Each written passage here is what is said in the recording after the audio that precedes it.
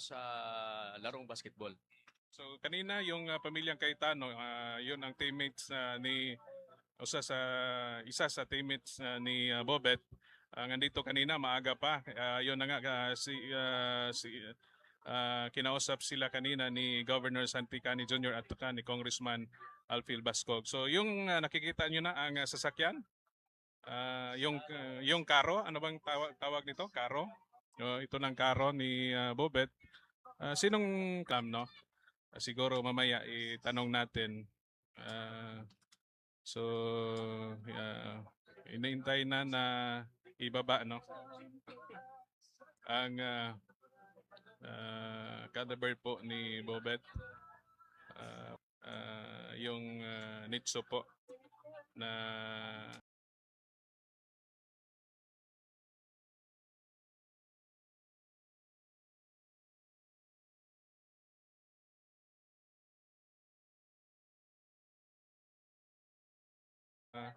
kinarga na yung casket po no ni Bobet.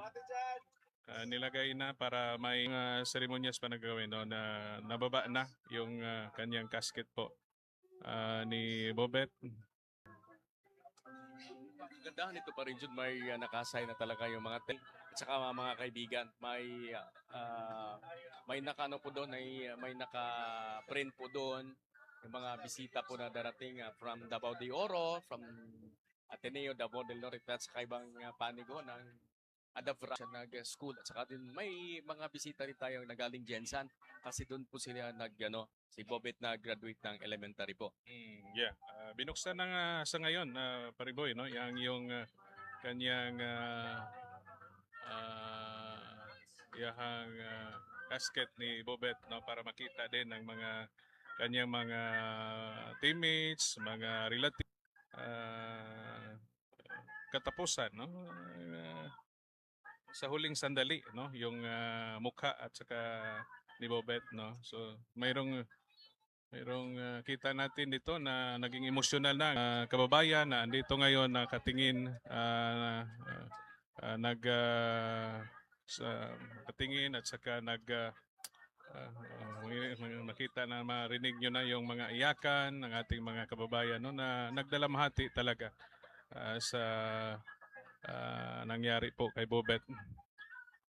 So sa huling sandali no masisilayan natin ang ating binansagan na Agusan del Sur sports icon no si Mr. MVP Bobet Baterbonia. So may mga viewing pa binuksan para ma-view sa huling sandali ang gustong tumingin.